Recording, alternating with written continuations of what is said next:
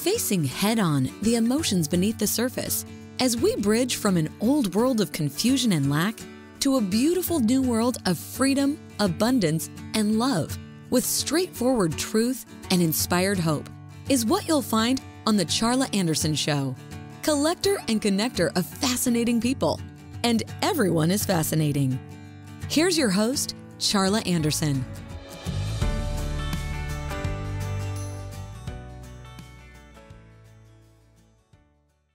Well, good, beautiful day, you beautiful, beautiful souls. This is Charla Anderson, host of the Charla Anderson Show, collector and connector of fascinating people. And everyone is fascinating, especially you. I'm here on Win-Win Women platform, and we're streaming on Roku and Amazon Fire and Apple TV, all those streaming services. Super thrilled to be having you take a listen and just join in this conversation with me as we build this Charla Anderson Show. Just having a lot of fun making community and connections. So today I have an amazing guest. I'm really excited to introduce you to Dave Turner in just a moment, but I'm going to always take my little 22-second mini vacation, a little breathing exercise. So please join me because we're going to breathe in 7 seconds of calm. We're going to breathe in, hold for 4 seconds, and then breathe out 11 seconds of gratitude. So join me right now. We're going to try the breathing in calm for 7 seconds. Here we go. Hold. Release.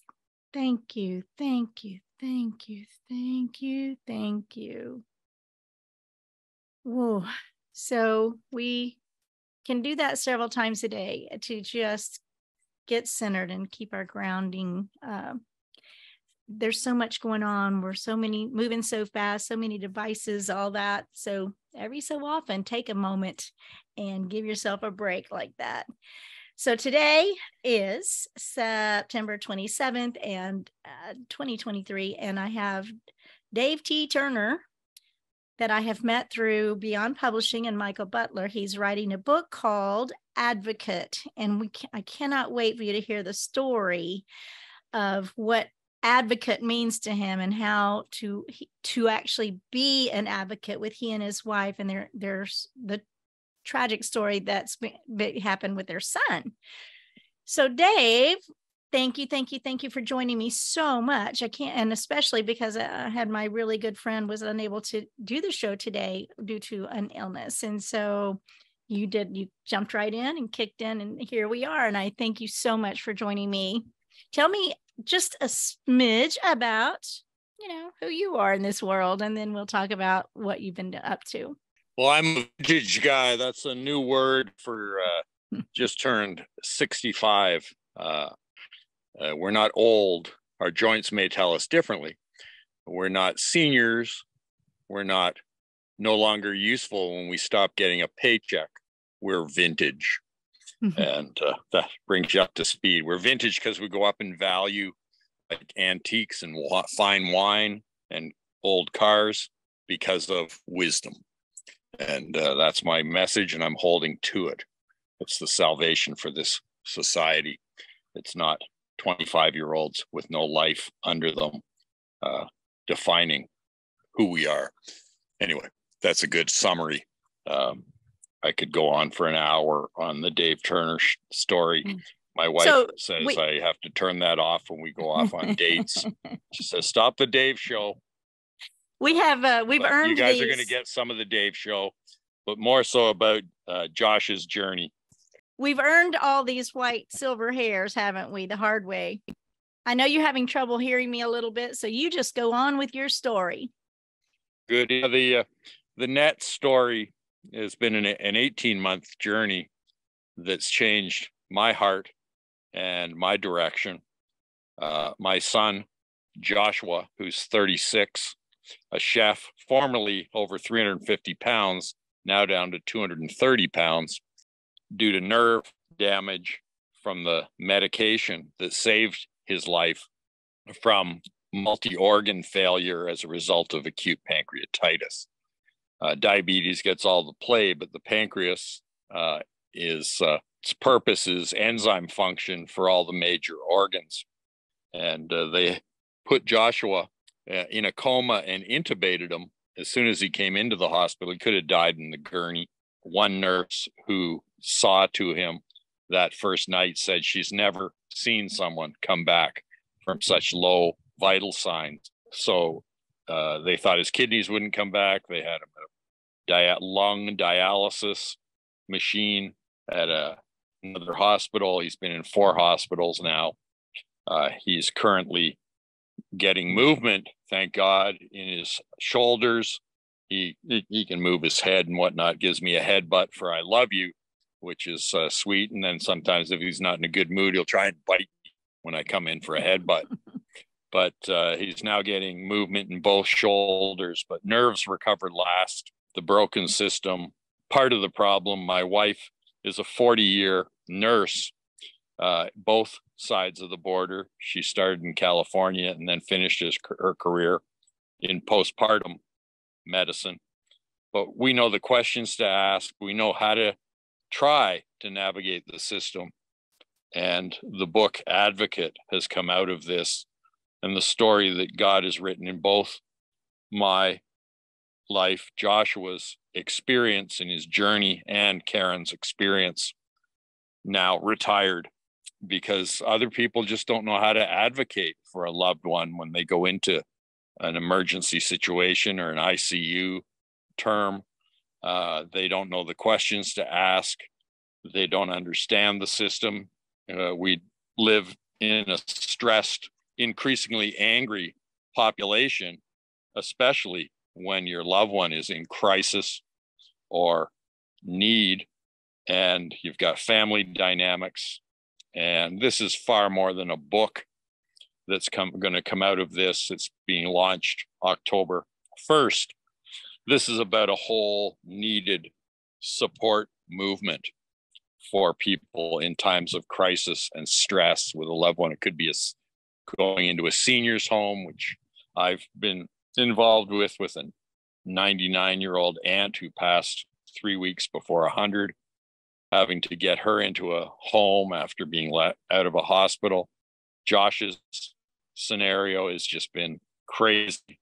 It's been written into our lives for others that's way bigger than us. We still struggle with the hospital. We talk to people left, right, and center with stories. Some of them would break your heart of what's gone on. And also on the nurses thing, I just came out of a 5-week recovery from total knee replacement. And my nurse who helped me in my day in the hospital said that there was an unreported in the media attack on a nurse in post-surgery recovery.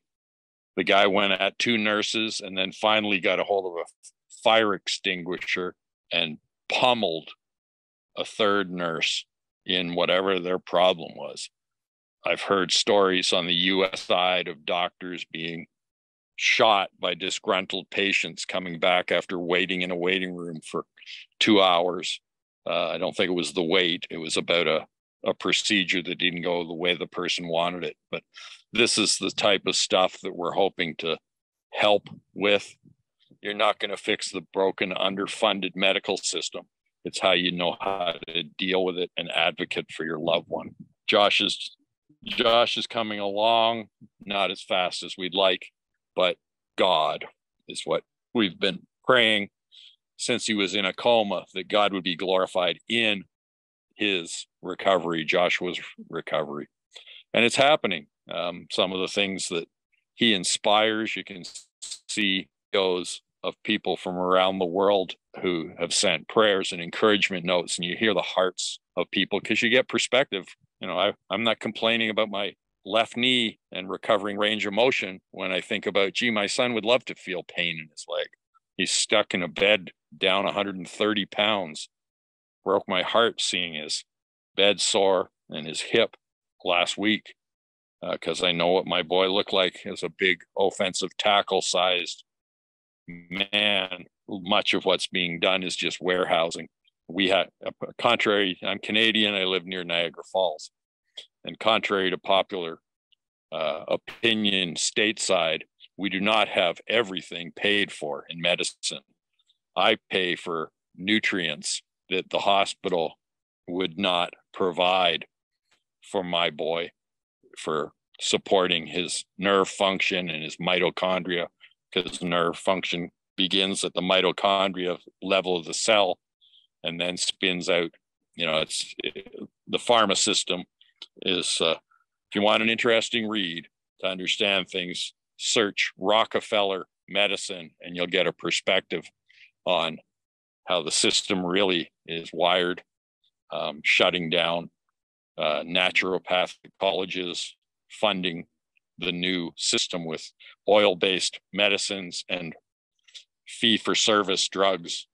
I had to illustrate with my boy, I had to fight, and I'm going to preface it, I'm a former YMCA physical director, nutrition trained in university in my undergrad, and a nutrient supportive guy for the last 50 years. And I had to arm wrestle with the nutritionist, and Josh has been on close to 10 rounds of antibiotics to get him on probiotics to support his gut health, and CoQ10 to support his heart function when his heart rate was like a slow jog, whether he was in the chair or in the bed. They denied 8 out of 10 nutrients that are water soluble, researched by my wife and I, because, we might not be able to supply them. Don't give me the problem. Save my boy. At least in the US system, they'll throw anything at it and charge you for it to get curative in the context of their structure. But anyway, that's a bit of a rant on the broken system. It's about helping people in the broken system. That's what Advocate is about, helping people in the system, because the system is so broken. But one thing I've noticed, there's no money in there. There's, a cured patient is no longer a customer. Yes, well said. And so there's that really thread that I believe you're talking about. And I've known about some of this for a long time, longer than most people, just because I've had, instinct, or I've found some distinctive. I mean, I don't take any prescriptions, and I'll be 70 in 64 days. And so I don't have thank any. God for good genetics, girl. Good genes and good attitude, So I do believe you get a lot of what you focus on, right? Your mindset is huge. And so I don't believe this, it's not arrogance, it's authority. Jesus gave us authority over to do what he did, and even more, if I'm not mistaken. And it's not religion here, it's just authority. But I don't believe in getting sick, so I so rarely get sick. And I'm assuming that that's related, my mindset, and the results of that. So your advocacy is truly required in the medical system. I just can't. I know that people they resist it, and they do resist having an advocate. A lot of hospitals, and I don't think individually the people are intentionally. The nurses and doctors are intentionally, trying to kick you out. But I think that the system has taught them in a way that is not necessarily in the customer, in the customer's favor. The client. You got to play the system as it is, but people don't know how to advocate for loved ones. And your book is like one of my takeaways, and part of this, God willing, will be a foundation funded 1-800 number, because people need to be heard of where their situation's at. And then they need some just basic stuff like, don't take things at face value. You have the right to ask questions. Don't slander the staff in the hospital because they're looking to get problems out of the hospital. I could go on for an hour on that. Don't ask direct questions to these 25-year-olds that are right out of school and you're going at their identity. Even the doctors, I've got asked doctors an open-ended question, got a non-professional response and called bullshit. And the doctor walked away from me. No one does that in any social circumstance, but the arrogance in it, you know, if you did that on the street as a former 3-sport athlete at university, I don't care if it would hurt me, it would be worth it. But this is some of the stuff people need to understand, how to report things that are wrongly done. But more so, it's how do you deal with your loved one? The average ICU scenario is 3 to 5 days. They either die, and the doctor's got a tough job, I get that, or they're off to a ward where they get dealt with after being diagnosed. And, you know, it's in that 3 to 5 days, how someone gets the extra care is huge. My son's an anomaly. He's stuck in ICU because of intubation. The doctors admit he's not an ICU patient, but they treat him like one because they have non-curative scenario. But yeah, I've had friends and people I've talked to have been banned from hospitals because they try and advocate. We were on a phone call last week with a family care meeting. We were on Zoom, and my wife professionally spoke out and disagreed with the information being shared and was spoken to in wokeism of you're being disrespectful. All she did was raise her voice in the incredulousness of the statement that had been made. And they play the, no, that's disrespect. No, it isn't. It's talking your mind. You know, Karen's best illustration is that it's like calling 911. Your loved ones are in a burning building. You're frantic. And the equivalent to nurse person on the 911 call says, "I'm sorry, sir. Could you call back when you're less agitated?" They don't have the bandwidth, the skill set, simple deferral on how you deal with someone who's in stress, crisis for a loved one. Yeah, the hospital where Joshua is in, it's a 3-hospital area. They lost 700 staff to COVID who just didn't get jabbed or were getting to the end of their age level.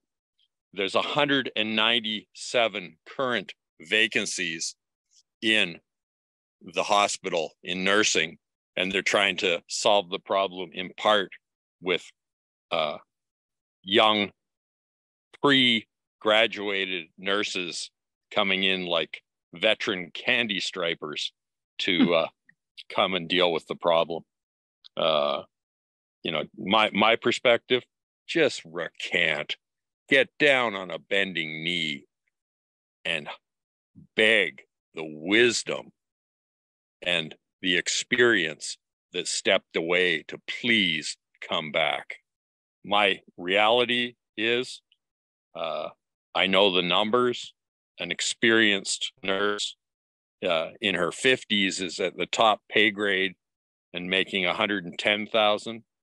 A 23-year-old who has been in ICU helping my son makes $35,000 a year, but has no life experience. You used to be 10 years in an ICU, in a nursing context, before you could even be considered for ICU. That's the broken part.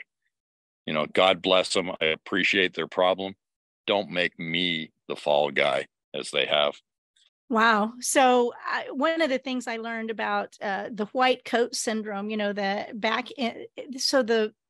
when Rockefeller started funding the medical universities, that's what happened. They got rid of anything holistic and natural and dietary and all of those things, and actually would not fund the school if you taught anything like that. It's really, it's just criminal. I'm sorry, but it's been decades, maybe a century now of all that coming down through the universities from the top, the professors.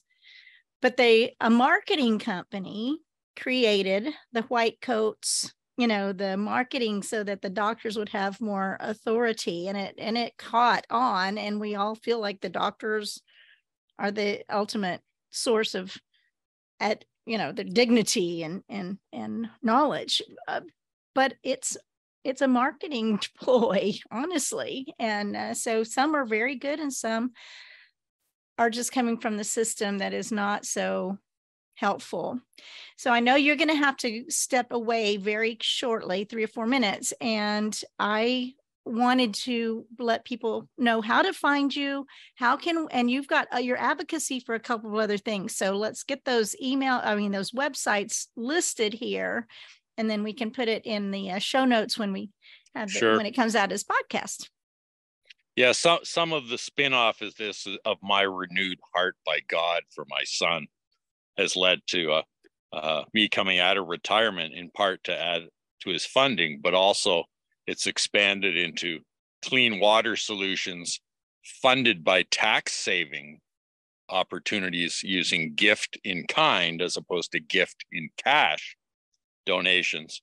We've shipped them all out in discussions currently with Kenya and the ghettos there, where we can clean up water and chlorinate it in 30 minutes for right out of the drainage ditch. It's tragically powerful how this is helping people, because the root of malnutrition is good water. Otherwise you have dysentery and it just goes through you. But this is all exciting things that's come from there. We're taking pro athletes and alumni to Africa, in Kenya, to see some of the projects and impact guys in the same way that a friend with Athletes in Action took men to Israel. That hence Africa will impact athletes and others who'd love to go. Send your husband if he needs a vacation to be impacted, and especially if he's a sports fan.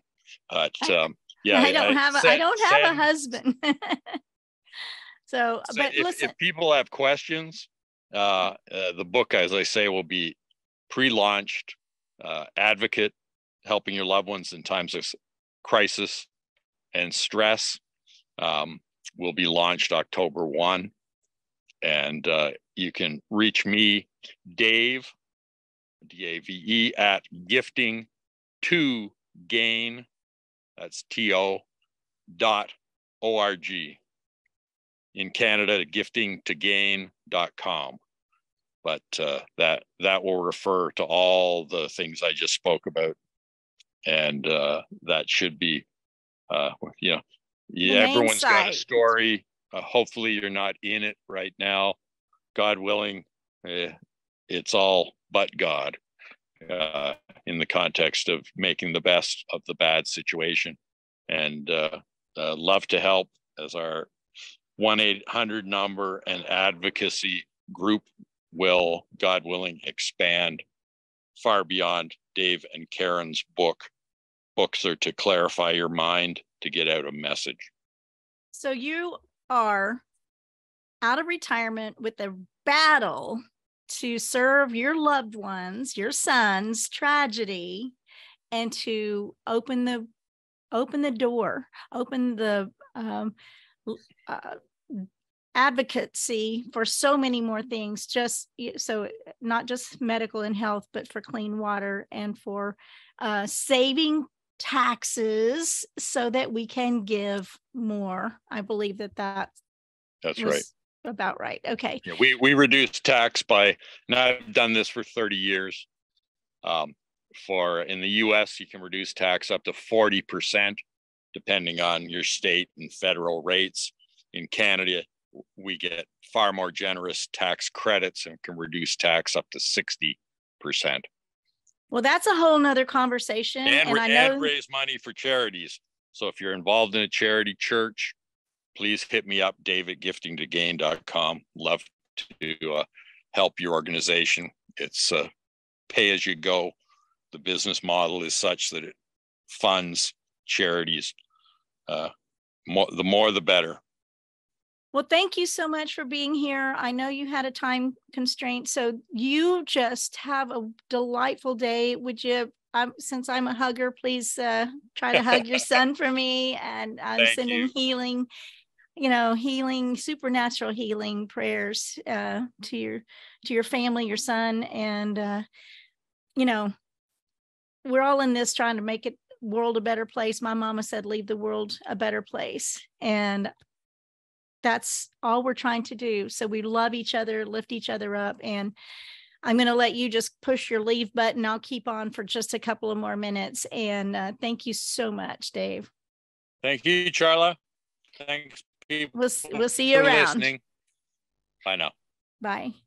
Okay, so Dave T. Turner, I'm just grateful to hear his story. His book will be coming out October already. So that would be giftingtogain.org, and Dave at giftingtogain.org. There's so much that he has to offer that we couldn't squeeze into this 25 minutes that he was able to be here. I would love it if you take a look at his website. He's got another website called tax-reduction-specialist.com. And he's got a creative way of helping reduce taxes. So it might be worth taking a look. And then Athletes for Africa, and that's the number 4, athletesforafrica.org. So there's about the clean water. He's so talented and committed to making an impact. And we were discussing before our show how the silver hairs, we are wise, and God has given us 120 years. We're middle-aged, we're vintage, we're not old, and we ain't quitting. And that's the truth. This is Charla Anderson. It's so grateful that you would take the time to listen and reach out. I love you. I love you who and where you are, exactly like God loves you, exactly who and where you are right this second. You can't do anything more or less to be loved by God. And the harder people are to love, the more they need it. So that's part of my message. Thank you so much again for joining the Charla Anderson Show, collector and connector of fascinating people, and everyone is fascinating. And I just always end with choose joy.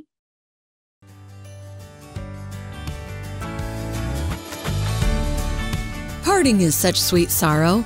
The Charla Anderson Show, encouraging you to stand strong and courageous with bold faith, no fear, immense hope, kindness, and love, especially towards yourself. Visit charlaanderson.com for replays, blogs, and more on her ever-expanding website, as well as watch her live TV show on winwinwomen.tv, Roku, Apple TV, and Amazon Fire. And so that we can continue learning together and growing this community of beautiful souls, we invite you to share the Charla Anderson Show with your circle of friends. Until we meet again next week, remember always, choose joy.